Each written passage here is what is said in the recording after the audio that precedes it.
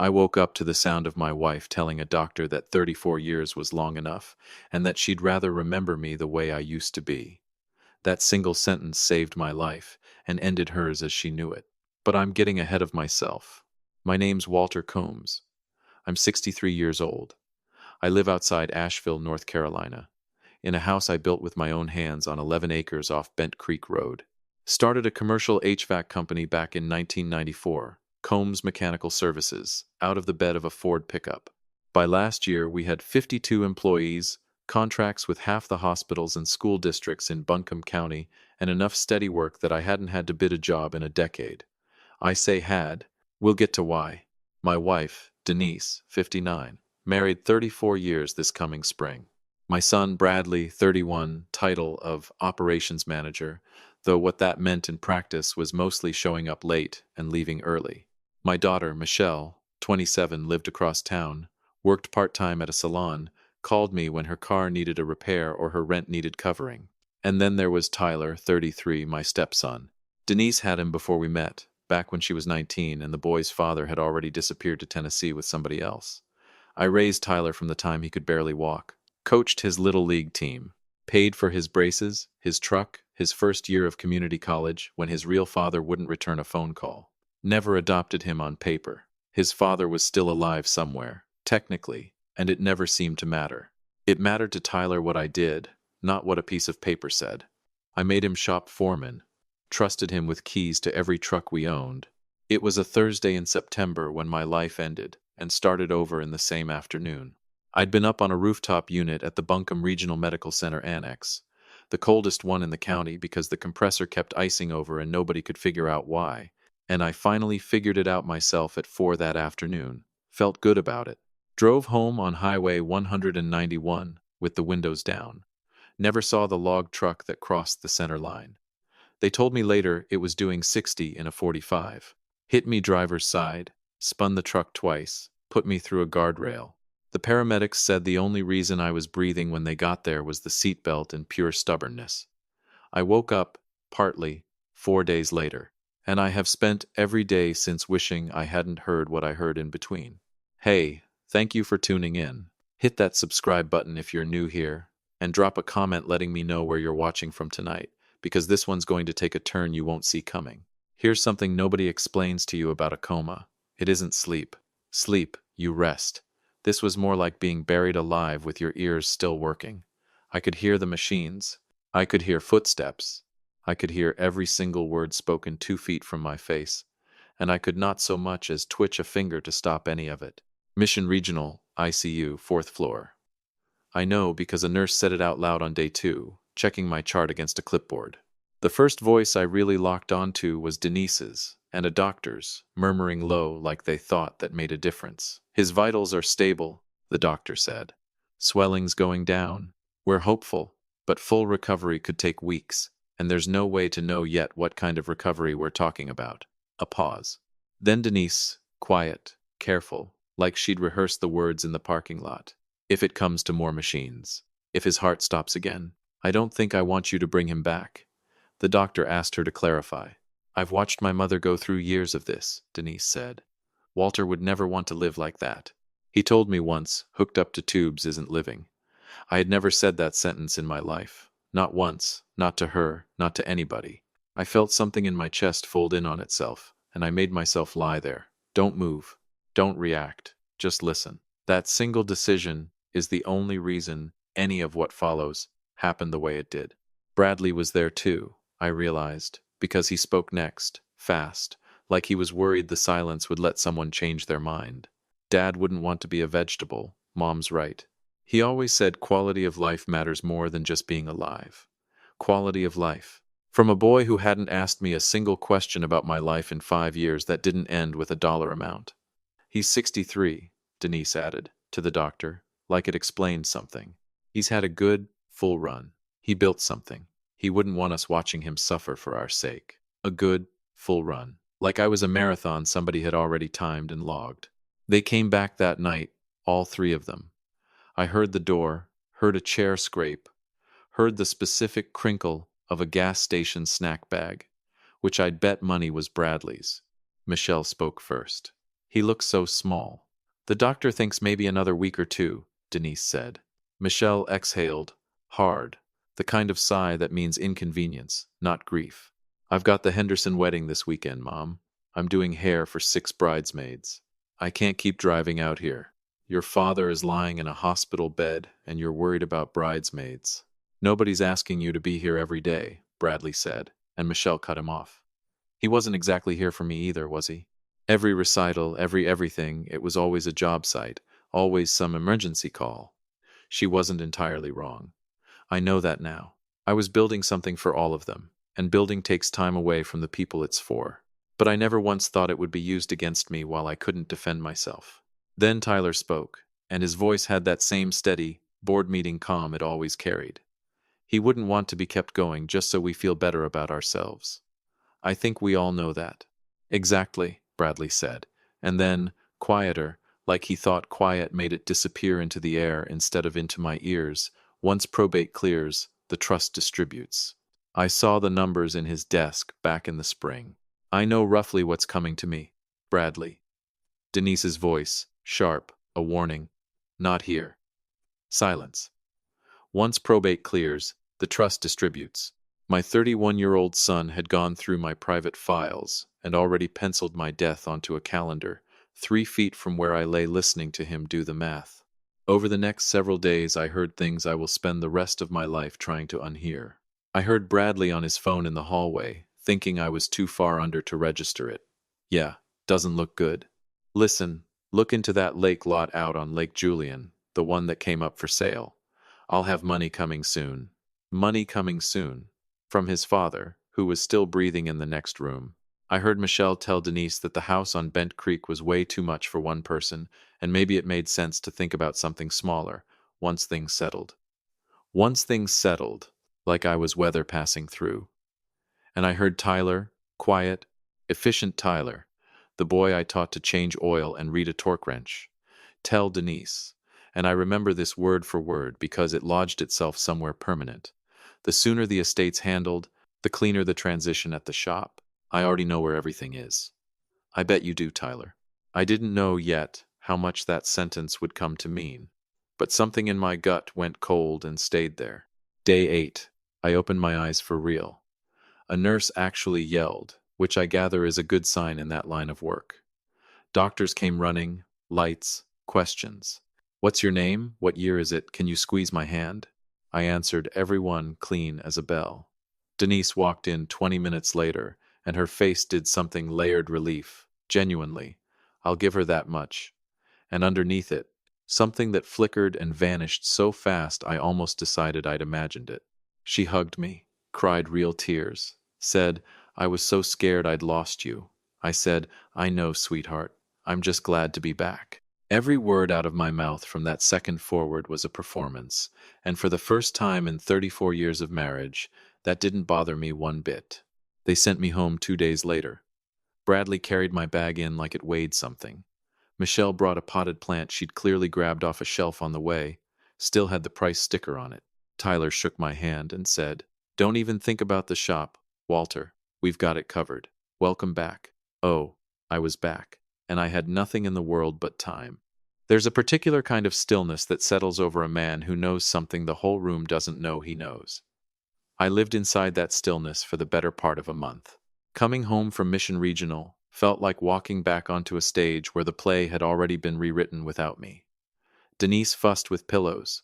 Michelle actually stocked my refrigerator, which in 27 years I could count on one finger. Tyler stood in my own kitchen and told me not to worry about a single thing at the shop. Thank you, son, I said, and the word tasted like copper in my mouth. I sat in my recliner, ate the soup Denise made, played the role of a tired, grateful, slightly foggy 63-year-old man grateful just to be alive. I was none of those things. The first call I made, once I could drive myself again, wasn't to our family lawyer, a man named Dale Whitfield who'd handled our paperwork for 20 years and who I had a strong suspicion Denise had already had coffee with. I found somebody clean through a contact from my old National Guard unit.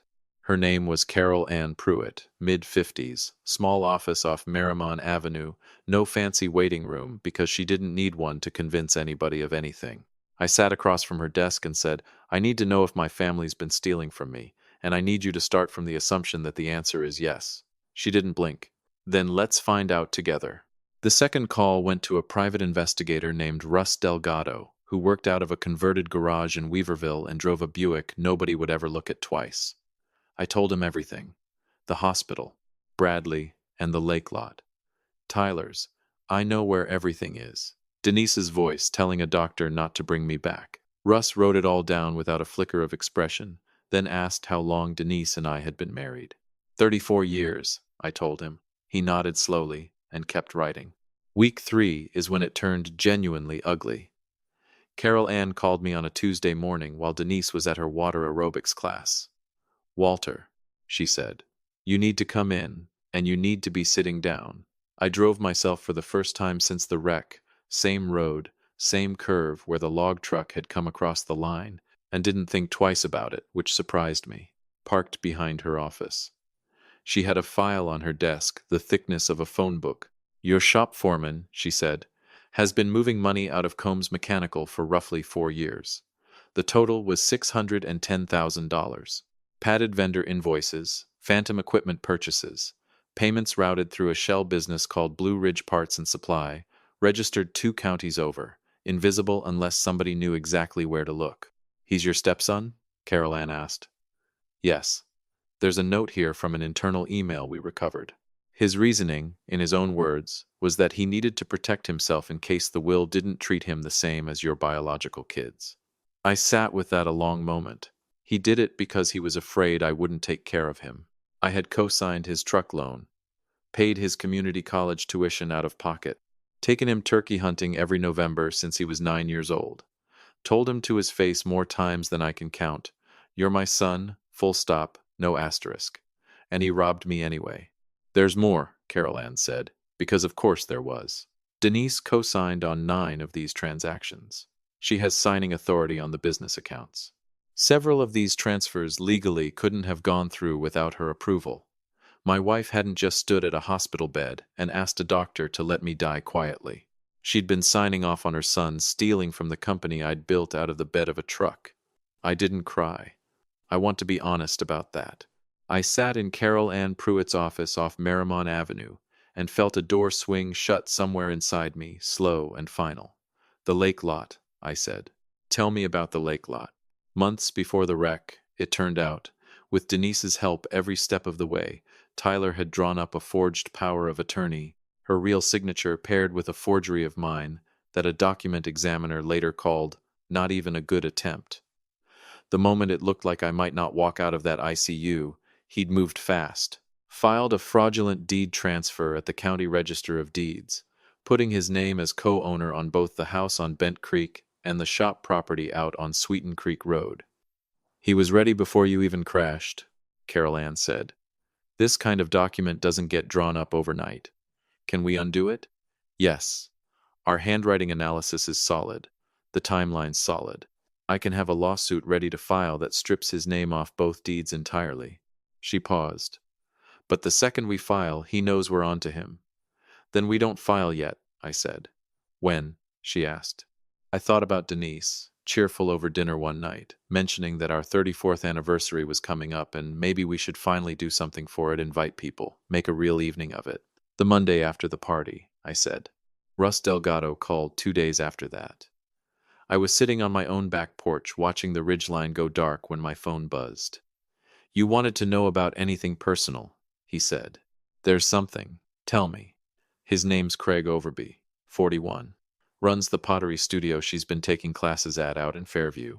Started as a Tuesday night class. It hasn't been just a class in about 16 months. I did the math without wanting to. 16 months earlier, we'd gone to a New Year's party at a neighbor's, and Denise had worn a blue dress, and we'd slow danced badly to a song neither of us knew the words to, and she'd told me at midnight this year was going to be a good one for us. 3 weeks later, she signed up for that pottery class. I set the phone down on the porch rail and stared at the ridge until it was fully dark. 34 years. Not 34 bad years, either. We'd had real ones, good ones, in between the ones I'd worked too much. I wasn't some absent husband who forgot her birthday. I showed up. I built the life she was now quietly redistributing to her son and her pottery instructor. My hands shook holding onto that porch rail. I wanted to put my fist through the porch light. Instead, I closed my eyes and made myself breathe until it passed. If I cracked now, they didn't just take my money. They took the win too. There was one more thread I needed pulled. I reached out to a woman named Patty Souther, 46, who'd run our accounts payable for 11 years before Bradley, flexing what little actual authority his title carried, had her move to a smaller role over what he called a difference in communication styles, which meant she'd caught something and said so twice. Patty agreed to meet me at a diner off Tunnel Road. She was already there when I walked in. Black coffee, no menu. I flagged those Blue Ridge Parts invoices 18 months ago, she said before I'd even sat down. Bradley told me I was overstepping, but it was never Bradley pulling those strings. It was Tyler. And your daughter. I set my coffee down. Michelle? Tyler was routing the money through Blue Ridge, Patty said, sliding a small flash drive across the table. But look at the secondary transfers. Monthly payments, straight into a business account tied to Michelle's salon booth rental and supply costs. She found out what Tyler and your wife were doing almost a year ago. Instead of coming to you, she asked for a monthly cut to stay quiet about it. She's been running her whole business on money stolen from you. Patty became my inside line for the next 2 weeks. She'd kept her own backups the whole time, thorough the way people who've been dismissed once tend to become. Together, we rebuilt the entire timeline. Dates, amounts, approvals, every signature cross-referenced. $610,000. 4 years, 38 separate transactions. All while I was out on rooftops in the August heat, telling myself I was building something to hand down to my kids someday. I was. Just not the way I meant it. By the end of that month, here's the full ledger I was sitting on. Denise, 16 months with Craig Overby. Co-signed Tyler's fraud. Forged the power of attorney alongside him. Told a doctor not to revive me. Tyler, $610,000 stolen across 4 years. Forged deed transfers on 2 properties. Told the same doctor he agreed his stepfather shouldn't be a burden. Bradley, no knowledge of the affair or the theft, but sat in an ICU room discussing lake lots and inheritance money while his father lay 3 feet away, and told a doctor his dad wouldn't want to be kept alive. Michelle knew about the fraud for nearly a year, took a monthly kickback to keep quiet, and looked a doctor in the eye and agreed letting me go was the kind thing to do. Carol Ann had the property lawsuit sitting loaded in a drawer, ready to file the Monday after the party. Tyler had no idea. As far as he knew, he co-owned my house and my shop, and I was home on the couch watching golf. Let him keep thinking that. He had 11 days left to enjoy it. I quietly moved our joint savings, just under $700,000, into a separate account at a bank 40 miles away, entirely under my own name, built entirely from my own distributions. Completely legal, every dollar traceable to me. I also had a new will drawn up. The old one had been generous. This one had a lesson built into it. I want you to understand something about me. I'm not a man who goes looking for revenge. I've spent 40 years fixing broken systems for a living, and what I like is a clean, efficient repair, not a mess. What I was building over those next several days wasn't rage. It was a plan, laid out the way I'd lay out a job. Our 34th anniversary was 10 days off. Denise mentioned it again over dinner, smiling at me across the table like she hadn't signed away half of everything I owned. Let's really do it up, she said. Invite everyone. Of course, I told her. Let's make it a night nobody forgets. She reached over and squeezed my hand. I squeezed back. If you've stuck with me this far, go ahead and drop where you're tuning in from down in the comments. And if you haven't already, hit that subscribe button because we're about to walk into that backyard together. Nobody throws a party for a dying man's memory except my own family. And they threw a good one. Denise handled every detail herself. Invitations to 18 neighbors from around Bent Creek, a few old friends from church, our pastor from Grace Fellowship out on Sardis Road, catering from a place downtown, real food, cloth napkins. She rented string lights and a little dance floor. She had a banner made. 34 years, the Combs family. I found it rolled up in the garage 3 days before the party and stood there looking at it longer than I meant to. The Combs family. Sure, let's celebrate that. The evening itself was one of those late September nights in the mountains where the heat finally lets go around 6 and the air turns almost sweet. Our yard was strung with lights, the tree line behind the house going purple, then black. Bradley showed up first, dressed like he was headed to a golf resort, which was Bradley's version of formal. He clapped me on the back and said, "Look at you, Dad." Bounced right back. "Feeling better than I have in years," I told him, and he had no idea just how true that was. Michelle arrived next, hugged her mother, handed me a card. I opened it in front of her. Inside, in her handwriting, "Dad, so glad you're still here." I looked at those words a long moment. Thought about a little girl who used to fall asleep in my truck on the drive home from dance class. Thought about the road between that girl and this one. "Thank you, sweetheart," I said. Tyler arrived last, same as always, because arriving last had always made him feel important. Wore a sport coat he clearly bought for the occasion. Shook my hand with both of his, the way people do when they're performing warmth instead of feeling it. 34 years, Walter. That's really something. "It sure is," I said. "Got a little something for everybody tonight. A gift, of sorts." Tyler grinned. "Yeah? What kind?" "The kind that changes things." He laughed like it was a joke. It wasn't. By 8 the yard was full. Neighbors laughing, ice clinking in glasses. Denise moved through the crowd in a green dress, working the room like a woman without a secret in the world. Bradley was on his second bourbon. Michelle was laughing with someone near the fire pit.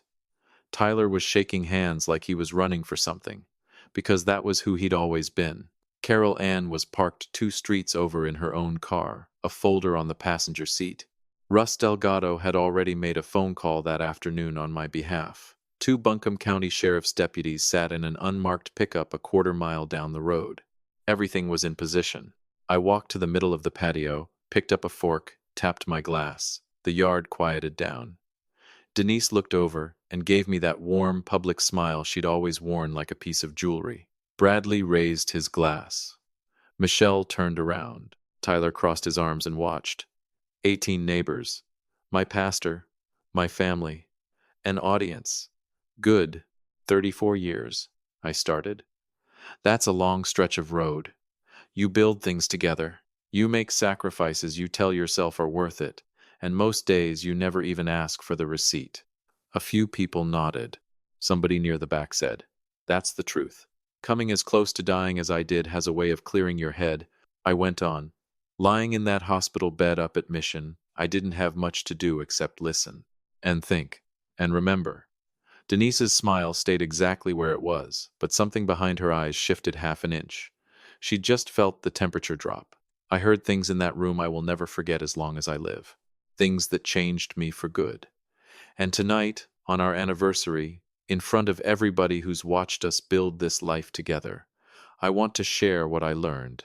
I reached down beside my chair for 4 envelopes, each one with a name written across the front in my own handwriting.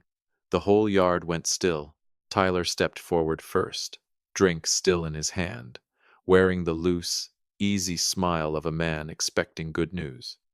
I handed him his envelope. He opened it, read it, and watched the smile drain off his face slow, like water finding a low spot.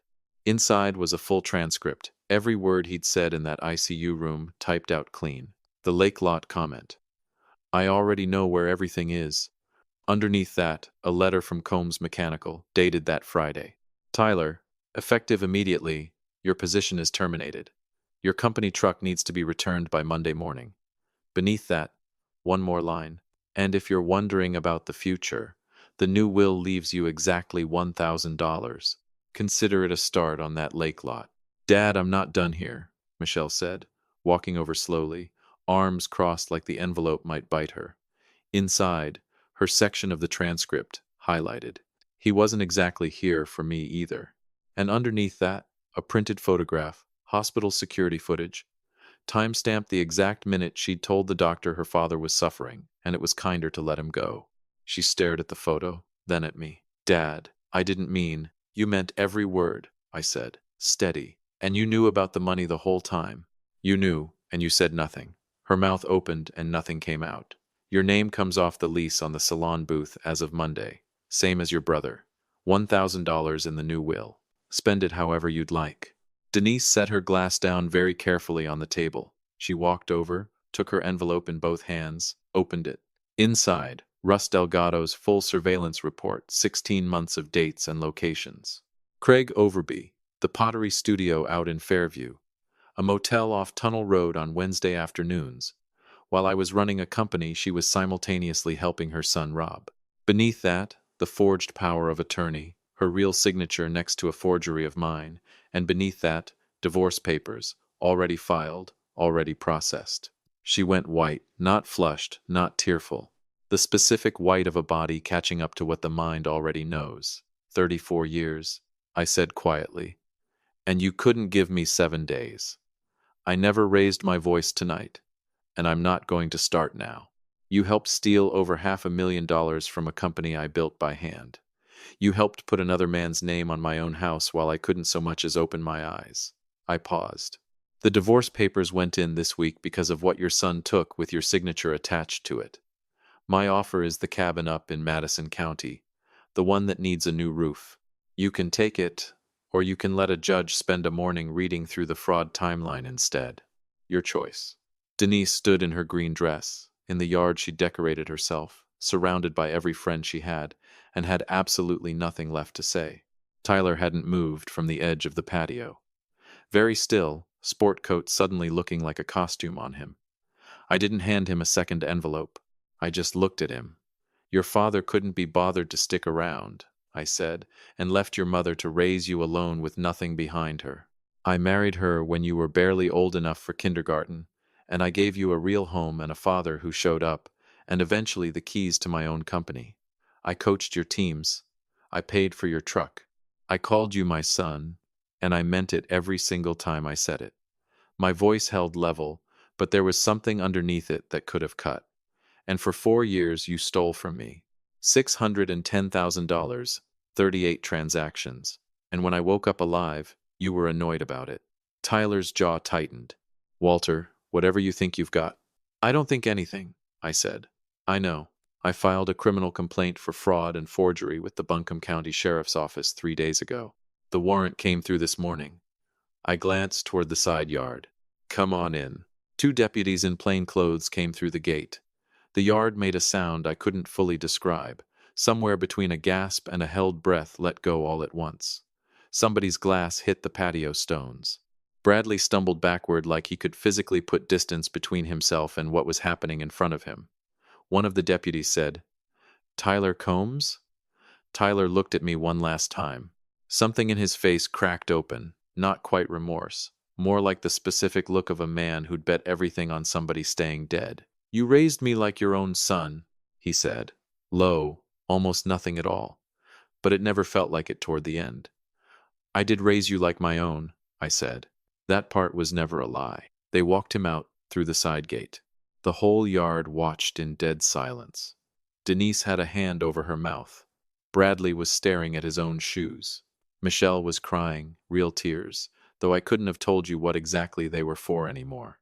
I picked my glass back up off the table, looked around at the neighbors, my pastor, the string lights still glowing overhead like nothing had happened at all. I want to thank every one of you for coming out tonight, I said, and I meant it. Go on and eat. The catering's good. I picked it myself. A few stunned faces stared back at me. I drained my glass and set it down clean. 63 years old, and I've got a good 30 left in me if I take care of myself. I've still got a company standing on its own 2 feet, and for the first time in longer than I can remember, I buttoned my jacket and didn't have a single person left in my life who didn't belong there. I walked back through my own house and out the front door into the cool mountain night. My truck had been packed since Wednesday. I pulled out of the driveway on Bent Creek Road for the last time, turned onto 191, and drove north into the dark. My phone lit up once on the seat beside me. Denise. I didn't pick up. About 3 minutes down the road, I pulled over onto the shoulder, typed out one line, and hit send. I heard every word you said in that room. Then I put the phone in the glove box, rolled the windows down, and just drove. They wanted me gone. Instead, I handed every one of them the truth, in front of everybody they'd ever cared what they thought of them. You wanted what was coming to you. Now you've got exactly what you earned. If this one hit home for you, go ahead and hit that like button, subscribe if you haven't, and let me know down in the comments where you're listening from tonight. I'll see you on the next one.